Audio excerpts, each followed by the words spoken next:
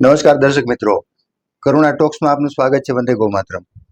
દોસ્તો, આપણે જાણીએ છીએ કે લોહી છે લેબોરેટરીમાં બનાવી શકાતું નથી. એક વ્યક્તિ જો રક્તનું દાન કરે તો જ જરૂરિયાતમંદ વ્યક્તિને રક્ત મળે છે. એટલે રક્તનું દાન કરવું એ માત્ર જરૂરિયાત નહીં પણ અનિવાર્યતા છે. અને આપણે દર વખતે અનુભવતા હોઈએ છીએ કે જ્યારે ઉનાળો આવે છે, માર્ચ એપ્રિલ પછી 3-4 મહિના એવા જાય છે કે એમાં રક્તની શોર્ટેજ પડી જાય છે, આપણને કમી અથવા ઘટ પડી જાય છે. કોઈ કારણસર આ દિવસોમાં રક્તદાન ઓછું થતું હોય છે, પણ કેટલી બધી સેવાભાવી સંસ્થાઓ, સેવાભાવી લોકો આ દિશામાં પ્રયત્ન કરી અને ઉનાળામાં પણ કોઈ દર્દી, કોઈ જરૂરિયાતમંદ વ્યક્તિ રક્ત વગર ન રહી જાય એવા પ્રયાસો કરતા હોય છે. આ વાત હું એટલા માટે કરું છું કે સ્ટુડિયોમાં અત્યારે મારી સાથે એવા બે મહાનુભાવો છે જે રક્તદાન માટે અને અન્ય પણ ઘણી બધી પ્રવૃત્તિ, સામાજિક પ્રવૃત્તિમાં સંકળાયેલા છે. અંકુરભાઈ ડોંગા અને વિનયભાઈ જસાણી, આપ બંનેનું સ્વાગત છે. નમસ્તે.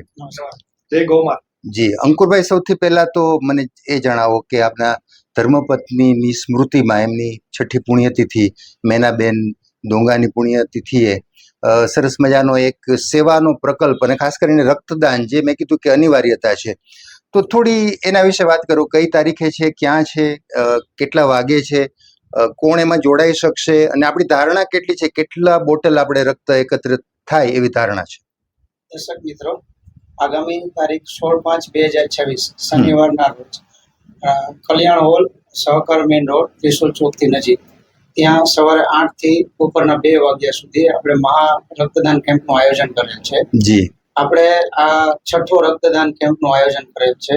દર વર્ષે મારા પત્નીના પુણ્યતિથિ નિમિત્તે રક્તદાન કેમ્પનું આયોજન કરવામાં આવે છે અને તમામ રક્તદાતાઓ, સેવાભાવી લોકો તથા મિત્ર વર્તુળ, સગા સંબંધીઓ બધાના સાથ સહકારથી દર વર્ષે અંદાજે 150 થી 200 રક્ત યુનિટ આપણે એકત્રિત કરી શકીએ છીએ અને દર વર્ષે આપણે સિવિલ હોસ્પિટલમાં આ જે યુનિટ એકત્ર થાય છે અર્પણ કરીએ છીએ. જી, આ વખતે પણ 200 થી 250 રક્ત યુનિટ આપણે એકત્ર કરી અને સિવિલ હોસ્પિટલને અર્પણ કરી શકીએ એવી આશા છે. તો આ આશામાં આ જે રક્તદાન કેમ્પ છે એમાં તમામ સેવાભાવી લોકોનો ખૂબ સારો સાથ સહકાર મળી રહ્યો છે. જી અંકુરભાઈ, એક હજી મારે પૂછવું છે કે સામાન્ય રીતે આપણે જે કોઈની સ્મૃતિમાં કે એ પ્રકારની પુણ્યતિથિ નિમિત્તે જાતના બીજા દાન કરતા હોય છે. કોઈ વૃદ્ધાશ્રમમાં જમાડે છે, કોઈ અનાથાશ્રમમાં જમાડે છે, કોઈ ગાયને ગૌ સેવા કરે છે. તમે એક બહુ મોટી સેવા, મારી દ્રષ્ટિએ આ પણ બધું જરૂરી છે જે મેં પહેલા કીધું, પણ મને એમ લાગે છે કે તમે બહુ મોટી એક તમારા પત્નીની સ્મૃતિમાં રક્તદાન, કારણ કે મેં પહેલા કીધું એમ એને લેબોરેટરીમાં નહીં બનાવી શકાય, એટલે તમે એવો વિચાર કેમ, ક્યારે કર્યો હતો કે ભાઈ આપણે એની સ્મૃતિમાં રક્તદાન કેમ્પ રાખશું ને એને તમે દર વખતે ફોલો કરો છો? મારા મિસિસનું મૃત્યુ ડિલિવરી સમયે થયેલું હતું. ઓહો. આ ઘટનામાં મારે 18 યુનિટ બ્લડની જરૂર, જ્યારે કોરોનાનો સમયગાળો હતો 2020માં, ત્યારે 18 યુનિટ બ્લડની જરૂર પડી હતી અને આ 18 યુનિટ બ્લડ જ્યારે જરૂર પડી ત્યારે મને જે મુશ્કેલીનો સામનો કરવો પડ્યો ત્યારે મને પણ એવું થયું કે આ એક જ વસ્તુ એવી છે કે જેમાં સાયન્સ આટલું બધું આગળ આવ્યા છતાં પણ એ બનાવી શકાતું નથી. એક વ્યક્તિથી બીજા વ્યક્તિને આપણે આપી શકીએ છીએ. તો ત્યારથી એવી પ્રેરણા મળી કે રક્તદાન કેમ્પનું આયોજન કરી અને આપણે આ સેવાકીય કાર્યમાં જેટલું યોગદાન આપી શકાય એટલું યોગદાન આપીએ. અત્યારે 2 જ વ્યક્તિ એવા છે કે જે જીવનદાન આપી શકે છે. એક છે માતા અને બીજું છે રક્તદાતા. તો આ એક પ્રેરણાનો સ્ત્રોત છે જેના કારણે આ રક્તદાન કેમ્પ કરવાનું આયોજન કરવાનું મને પ્રેરણા મળી છે. જી અંકુરભાઈ, બહુ મોટું કામ તમે સેવાનું કરો છો ને તમે જે પરિસ્થિતિ ભોગવી એ બીજા કોઈને ન ભોગવવી પડે એને માટે તમે ચિંતિત છો, એટલે મારી દ્રષ્ટિએ આ પણ એક તમારી બહુ મોટી સમાજ સેવા છે. વિનયભાઈને પૂછીએ કે વિનયભાઈ, તમે તો વર્ષોથી આ બધી રક્તદાનની, અંગદાનની ઘણી બધી પ્રવૃત્તિ સાથે, સેવાભાવી પ્રવૃત્તિ સાથે સંકળાયેલા છો, ભેખ ધારણ કર્યો છે એમ કહેવાય. થોડાક તમારા અનુભવો પણ કહો કે ભાઈ શ્રીમદ રાજચંદ્ર ફાઉન્ડેશનનો આમાં સહયોગ છે આ કેમ્પમાં, તો થોડીક ફાઉન્ડેશનની પ્રવૃત્તિ વિશે વાત કરો અને થોડીક રક્તદાનની પ્રવૃત્તિમાં લોકોને બહુ જોડવા પડે, લોકો હજી સામેથી બહાર નથી આવતા, તો થોડીક તમારો અનુભવ છે એ પણ શેર કરો. પહેલા તો કરુણા ફાઉન્ડેશન, નીરજભાઈ આપનો ખૂબ ખૂબ આભાર. જી. અંકુરભાઈ ડોંગા જેઓ પોસ્ટ ઓફિસમાં મેનેજર છે, અહીંયા રહ્યા બ્રાન્ચમાં હમ. યુનિવર્સિટી રોડ ઉપર. જી ખૂબ જ તરવરિયા ઉત્સાહી વ્યક્તિ છે. છેલ્લા આ 6થો મહારક્તદાન કેમ્પ છે. પહેલાના 5 રક્તદાન કેમ્પ પણ મારી સાથે સહયોગમાં જ અમે સેવા આપેલી છે. જી અને એમનું એક જમા પાસું છે કે તેઓ સિવિલ હોસ્પિટલના લાભાર્થે જ અત્યાર સુધીના તમામ કેમ્પ કર્યા છે. વાહ. ત્યાં જે યુવાનો આવે છે તે ખૂબ ઉત્સાહથી, અત્યારે ઉનાળો 44-45 ડિગ્રીમાં પણ લોકો ઉત્સાહથી રક્તદાન કરે છે. મિત્રો, આપ સર્વે જાણો છો, સૌરાષ્ટ્રમાં રાજકોટ મેડિકલ ક્ષેત્રે હબ બની ગયું છે. જી ગ્રામ્ય વિસ્તારમાં એક દર્દીની સાથે એક જ વ્યક્તિ આવેલ હોય છે, એ પણ બ્લડ આપી નથી શકતો. સિવિલમાં સૌરાષ્ટ્રમાંથી 500 બાળકો થેલેસીમિયાના છે, જેમને દર 10 થી 15 દિવસે બ્લડ આપવું પડે છે. પણ અત્યારે ઉનાળો હોવાને લીધે 15 દિને જગ્યાએ એમને 20 થી 25 થી 30 દિવસે બ્લડ મળે છે. ઓહો. તો સામે હજી કેન્સર, કિડનીના ડાયાલિસિસ દર્દીઓ હોય એને દર 2-3 મહિને 2-3 બોટલ આપવી પડતી હોય છે. કેન્સરમાં બ્લડ વહી જતું હોય છે તો એને પણ એકી સાથે 2-3 બોટલ આપવી પડે છે. સાથે ઇમરજન્સી એક્સિડન્ટ, પ્રસૂતિ, આવા તો અનેક પ્રકારના સિવિલમાં રિપ્લેસ લે છે. પણ આ જે મેં તમને કીધું થેલેસીમિયા છે, કેન્સર છે, કિડની છે, એને સામે એમને રિપ્લેસ વગર બ્લડ આપવું પડતું હોય છે.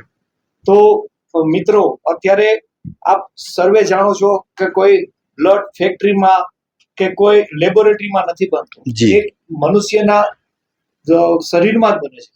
આપણા શરીરમાં 6000 ml આસપાસ બ્લડ હોય છે. તેમાંથી માત્ર ને માત્ર 350 થી 450 ml સુધી જ બ્લડ ડોનેટ કરવાનું હોય છે. આપણે જે બ્લડ આપીએ છીએ ને, એ કુદરતની રચના કેવી છે કે માત્ર 24 થી 48 કલાકમાં નવા સેલ બને છે. અને જે બ્લડ નવું પતલું આવે એ કુદરતી આવે છે, બાય બર્થ આવે છે, પતલું આવે છે. એ પગથી માંડી મગજ સુધી સર્ક્યુલર કરે છે. તો સર્વપ્રથમ બ્લડ ડોનેટ કરવાથી ડોનરને ફાયદો છે. સૌથી વધારે ફાયદો બ્લડ ડોનરને છે. શું કામ? એને તો કે તમારું બ્લડ જે પતલું હોય ને, એ પગથી માંડી મગજ સુધી સર્ક્યુલર કરે છે, એટલે સ્ફૂર્તિ આપે છે. બરાબર છે. કોલેસ્ટ્રોલ મેન્ટેન કરે છે, બીપી મેન્ટેન કરે છે, આયર્ન તત્વ મેન્ટેન કરે છે. અને રિસર્ચ થયેલું છે કે નિયમિત રક્તદાતા હોય એને કેન્સર જેવા મહારોગો થવાના ચાન્સીસ પણ ઓછા હોય છે. તો બીજું કે બ્લડ એટલે શું? આપણે ઘણા બધા એમ કે છે કે બ્લડ ડોનેટ કરવું જોઈએ, ને બ્લડ વિશે તો આપણે ઘણું જાણ્યું છે. પણ બ્લડ, આમ કુદરતે જે 70% પૃથ્વીમાં પાણી મૂક્યું છે, એમ આપણા શરીરમાં પણ 70% પાણી હોય છે. એ સેમ કુદરતે એવું રચના કરી છે કે 70% આપણું બ્લડ જે હોય છે એમાં 70% પાણી હોય છે. અને પ્રોટીન, વિટામિન્સ ને તરતા સેલ હોય છે, જે કોઈ બનાવી નથી શક્યું. બ્લડનું કાર્ય શું? મુખ્યત્વે કાર્ય શું? તો કે બ્લડ આપણી જે નળીઓ હોય છે એ એમાં વહન કરવું, નળીઓમાં વહન કરવું. બીજું, શુદ્ધ ઓક્સિજન આપવો. અને ત્રીજું, ઉર્જા, શક્તિ આપવી. આપણે ઘણી વખત સાંભળીએ છીએ 62 વર્ષના થઈ જાય એટલે કે પ્રોટીન, વિટામિન આપણે ઉપરથી એને દવા આપીએ છીએ, ટેબ્લેટ આપીએ છીએ. શું કામ? એને કે નવા સેલ 62 વર્ષ પછી બંધ થઈ જાય છે, 65 થી 65 વર્ષ પછી. એટલે આપણે ઉપરથી આપવું પડે છે. બીજું, આપણે મિત્રો ઘણી વખત સાંભળીએ છીએ કે એટેક આવ્યો, નળી બ્લોક થઈ ગઈ. તો એકચ્યુઅલમાં શું છે કે લોહીનો ગુણધર્મ જાડું થવાનું છે. જો તમે નિયમિત આપશો તો કુદરતી નવું આવશે. તમારું હાર્ટ કાર્ય કરવાની ક્ષમતા વધશે અને હાર્ટ મજબૂત બનશે. આપણે લોહી જે આપીએ છીએ તો એનાથી જે આપણો કચરો છે, ઝાડુ છે, આજે થેલેસીમિયાના બાળકો જાય છે, બ્લડ આપીએ છીએ આપણે, તો એને પણ સરકાર ટેબ્લેટ આપે છે 3000 ની, જે આયર્ન આપણું જે હોય છે એ ઓગાળવા માટે. તો તમે જે બ્લડ આપો છો એ કોકને, આપણે ઘણી વખત એમ કહીએ છીએ કે ભાઈ 2 લાખ રૂપિયા દાનમાં આપ્યા, 2 લાખ રૂપિયા દાનમાં આપ્યા, 5 લાખ કે 5 કરોડ રૂપિયા તમે દાનમાં આપો, પણ તમારા એક વ્યક્તિના રક્તદાનથી તમે 3 વ્યક્તિને નવું જીવતદાન આપો છો. આપણા શરીરમાંથી 3 ઘટક બ્લડમાંથી આવે છે: પ્લાઝમા, પ્લેટલેટ અને રેડ સેલ. આ ત્રણેય ઘટકો જુદા પાડી જે દર્દીઓને જે જરૂર હોય એ પ્રમાણે બ્લડ આપવામાં આવતું હોય છે. એટલે એનો મતલબ એવો થયો કે આપણે આપણા સ્વાર્થ માટે પણ રક્તદાન કરવાની જરૂર છે. બીજાની વાત તો પરમાર્થ તો પછીની વાત છે, પોતાના સ્વાર્થ માટે પણ આપણે રક્તદાન કરવું છે. અચ્છા, મારે બંનેને એક પ્રશ્ન પૂછવો છે. વિનયભાઈ, તમારો વિષય છે એટલે તમે, અને અંકુરભાઈ તમે પણ એમાં થોડો જવાબ આપજો કે લોકો કેમ હજી સંકોચ રાખે છે કે બ્લડ ડોનેશન કરીએ, કોઈ કે મને ચક્કર આવી જાય છે, કોઈ કે મને પછી પાછું ક્યારે બ્લડ પૂર્તિ થાય, આવા બધા લોકોના મનમાં જે સાચા ખોટા ખ્યાલ છે, ભ્રમ. તો આજે થોડું લોકોનું જે ભ્રમ છે એ પણ તમે દૂર કરવાનો પ્રયાસ કરો કે લોકો હજી કેમ આમ દોડીને બ્લડ ડોનેશન કરવા નથી આવતા. પેલા વિનયભાઈ. હાજી, આપનો સવાલ બહુ યોગ્ય છે, યાદવી છે અને જરૂરિયાત છે. અત્યારે ખાસ તો સાયકોલોજી ઇફેક્ટ, તમને એક દાખલો આપો. જ્યારે તમને ઉંદેડો કર્યો હોય ને સાપ નીકળે ને તો તમને માનસિક થઈ જાય કે મને સાપ કર્યો. માણસ વાસ્તવમાં મૃત્યુ પામતા હોય છે. એમ એક સાયકોલોજી ભય છે કે મને કંઈક થઈ જશે તો. અમે રક્તદાન કેમ્પમાં અત્યાર સુધી મેં હજારો કેમ્પ કર્યા છે. સૌરાષ્ટ્રમાં, રાજકોટ નહીં, ગુજરાતમાં લગભગ સિવિલોમાં મેં રક્તદાન કેમ્પ કર્યા છે. હજારો રક્તદાનમાં લાખો લોકોને નવી જિંદગી આપી છે, લાખો લોકોને મોટિવેટ કર્યા છે અને રક્તદાન કરે છે નિયમિત દર 3 માસે.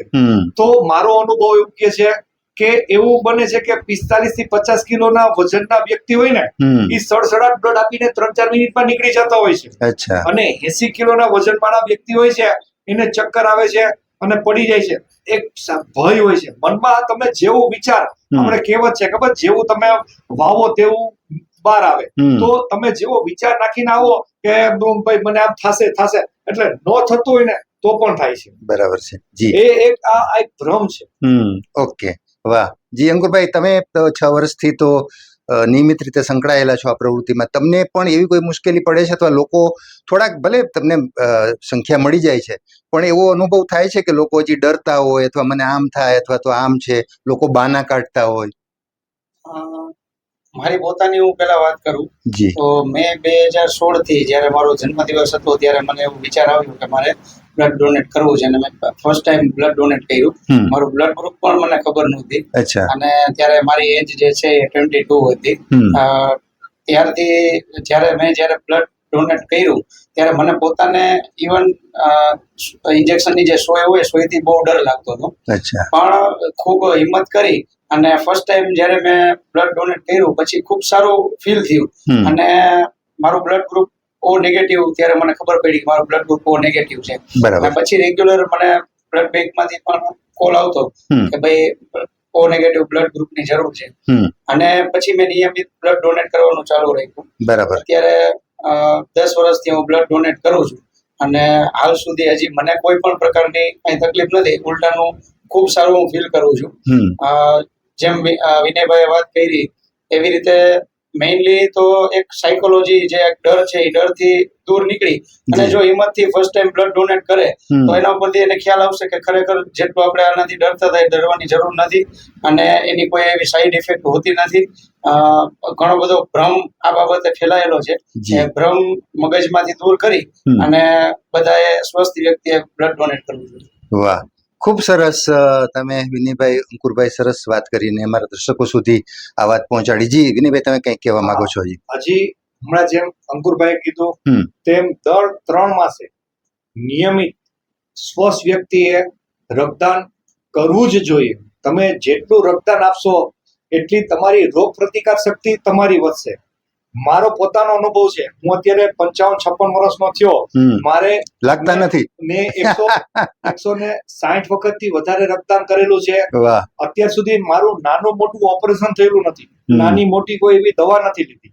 તો આજનો યુવા વર્ગ અત્યારે આગળ આવશે ને, એક વખત રક્તદાન કરશે એટલે એમનો જે ભય જે છે, ભ્રમ, એ નીકળી જશે અને નિયમિત દર 3 મહિને આપશે. યુવા વર્ગ આગળ આવે, તમારી ખાસ જરૂર છે. આજે અત્યારે ખાસ તો સિવિલમાં કોણ આવે છે? શારીરિક, માનસિક, આર્થિક, જેનું કોઈ નથી ને, જે એ બિચારા જરૂરિયાતમંદ, એને વિનામૂલ્યે બ્લડ આપવામાં આવે છે. આજે હમણાંની જે વાત કરું, 2 થી 3 મહિના પહેલાની વાત છે. ગ્રામ્ય વિસ્તારમાંથી એમડી વિભાગમાં એક દાદા આવ્યા હતા, 70 વર્ષની ઉંમર. હવે એમના મિસિસને લઈને આવ્યા હતા. એમનું હિમોગ્લોબિન 2% હતું. એમડી વિભાગમાં ડોક્ટરે કીધું કે તમારે 3 થી 4 બ્લડની બોટલ જોશે, તમે જમા કરાવો અને અહીંયા બ્લડ અપાવો. દાદા રિસર્ચ રોવા માંડ્યા ડોક્ટર આગળ કે હું બ્લડ ક્યાંથી લેવા જઈશ, બ્લડ એટલે ખબર નથી. એમડી વિભાગમાંથી ફોન આવ્યો અને તાત્કાલિક એમને બ્લડની જરૂરિયાત પૂર્ણ કરી. વાહ. એવા લોકો આવે છે કે ક્યારેક દર્દીઓને આવા જવાના રૂપિયા પણ આપવા પડતા હોય છે ટિકિટના. તો મિત્રો, ખાસ તો કરુણા ફાઉન્ડેશન નો હું આભારી ને ઋણી છું, સાથે અંકુરભાઈ ડોંગાનો પણ ઋણી છું કે આવા 43 થી 44 ડિગ્રીના તાપમાન વચ્ચે રક્તદાન કેમ કરે છે. અત્યારે 5, 25, 50 ડોનર કરવાને એ પણ નાકે દબાવી જાય છે. બિલકુલ. તો એમને ત્યાં એટલો ઉત્સાહથી 200, 250 ડોનર તો એમનો મિત્ર વર્તુળ, એમનો સ્વભાવ એટલો સરસ છે કે એની સુવાસ છે કે 200, 250 લોકો રક્તદાન કરશે સિવિલના લાભાર્થી. વાહ વાહ. તો મિત્રો, આ એક ઉત્તમ તક મળી છે, મનુષ્ય જન્મ મળ્યો છે. આપણે કોકને એક આત્મસંતોષ થશે, આપણે આપણા માટે અને આપણા પરિવાર માટે 8 થી 12 કલાક કાર્ય કરીએ છીએ, પણ આપણને કોક માટે કે જેનું આપણે કઈ પરિચયમાં નથી, એને જો આપણે નિસ્વાર્થ ભાવે કરશું તો આપણને એક આત્મસંતોષ થશે. એક છેલ્લી વાર કહી દો, જી. કુદરતની રચના કેવી છે? પૃથ્વી ગોળ, સૂર્ય ગોળ, ચંદ્ર ગોળ, તમામ ગ્રહો ગોળ છે. તમે જેવું આંબો વાવશો તો કેરી આવશે, બાવળ વાવશો તો કાંટા આવશે. તો મિત્રો, તમે નિસ્વાર્થ ભાવે કોકને મદદ કરશો ને તો કુદરત તમારી છત્રછાયા બની તમને મદદ કરશે. તો આગળ આવો, યુવા વર્ગ આગળ આવો. આવા વારંવાર તક, અમૂલ્ય તક મળતી નથી. શનિવાર તારીખ 16/5 સવારના 8 થી બપોરના 2 સુધી કલ્યાણ banquet hall, Sahkarnagar main road, ત્રિશુલ ચોકની બાજુમાં રક્તદાન મહારક્તદાન કેમ્પ છે. મેનાબેન ડોંગા 8 થી 6 વર્ષ પહેલા ડિલિવરી વખતે એક્સપાયર્ડ, દીકરી બચી ગઈ, કુદરતને કહું કેવું મંજૂર. અને એ બેન એમને અંકુરભાઈને એટલી એના પ્રત્યે લાગણી કે દર વખતે અત્યાર સુધીમાં 6ઠ્ઠો કેમ્પ છે. 1000 બોટલ ઉપર તો 1200 બોટલ ઉપર તો અત્યારે એમના નામે રક્તદાન થઈ ગયું, નવું જીવતદાન એક વ્યક્તિનાથી 3 વ્યક્તિને મળે છે. તો તમે વિચાર કરો, અત્યાર સુધી 1200 થી 1500 બોટલ અત્યાર સુધી આપેલી છે.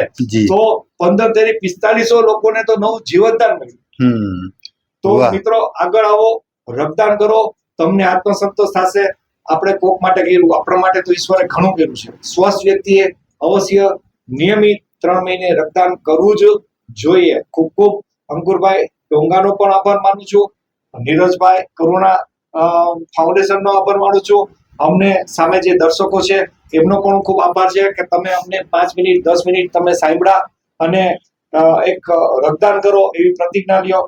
અમે એ સિવાય પણ શ્રીમદ રાજચંદ્ર ફાઉન્ડેશન અંગદાન, દેહદાન, ચક્ષુદાન, ત્વચાદાન, ગુજરાતમાં એકમાત્ર સ્કિન બેંક રાજકોટમાં છે. તો અત્યારે જાગૃતિનો અભાવ છે. ચક્ષુદાનમાં પણ તમે એક વ્યક્તિના ચક્ષુદાનથી 2 વ્યક્તિને નવું જીવન, રોશની આપશો. એક વ્યક્તિના મૃત્યુ પછી 6 કલાકની અંદર 6 કલાક સુધી તમે સ્કિન દાન કરી શકો છો, ચક્ષુદાન કરી શકો છો, દેહદાન કરી શકો છો. તો તમે આપેલી સ્કિન, અત્યારે જાગૃતિનો અભાવ હોવાને લીધે 10 જણા 15 જણા જે દાઝી ગયેલા હોય એને પ્લાસ્ટિક સર્જરી કરી, જે દાઈજા હોય એની ચામડી સતત બળતી હોય છે. તો રાજકોટમાં પ્લાસ્ટિક વોર્ડ પણ છે, ત્યાં એનું ઓપરેશન થાય છે. આ તમે જે સ્કિન આપો છો એ સ્કિન બેંકમાં 6 વર્ષ સુધી સચવાઈ રહે છે. પણ જે આ સ્કિન આવે છે એ માત્ર 5 થી 15 દિવસમાં જ ઉપયોગ થઈ જાય છે.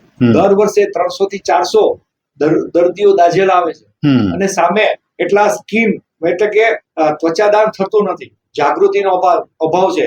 તો સમાજમાં આગેવાનો, ધર્મ સંસ્થાઓ ચક્ષુદાન, રક્તદાન તેમજ ત્વચાદાન માટે આગળ આવે એવી નમ્ર અપીલ છે. વિનય જસાણીના. જય જિનેન્દ્ર. જી. તો અંકુરભાઈ, વિનયભાઈ, આપનો ખૂબ ખૂબ આભાર. આપ અમારા સ્ટુડિયોમાં આવ્યા વ્યસ્તતા વચ્ચે પણ, અને અમારા દર્શકો સમક્ષ સરસ મજાની રક્તદાન અને બાકીના બધા દાન જે અમૂલ્ય છે એના વિશે વાતો કરી. બસ 16મી તારીખ જે રીતે અહીંયા વાત થઈ છે એ રીતે આપણે મેનાબેનની સ્મૃતિમાં રક્તદાન માટે ઉમટી પડીએ અને સિવિલ હોસ્પિટલના દર્દીઓના લાભાર્થે કોઈને રક્ત વગર કોઈની જિંદગી મુશ્કેલીમાં ન મુકાય એ જોવાની આપણે સૌની ફરજ છે. ફરી પાછા કોઈ નવા વિષય સાથે, નવા વિષયનો તજજ્ઞો સાથે મુલાકાત કરશું. ત્યાં સુધી રજા આપશો. નમસ્કાર. જય.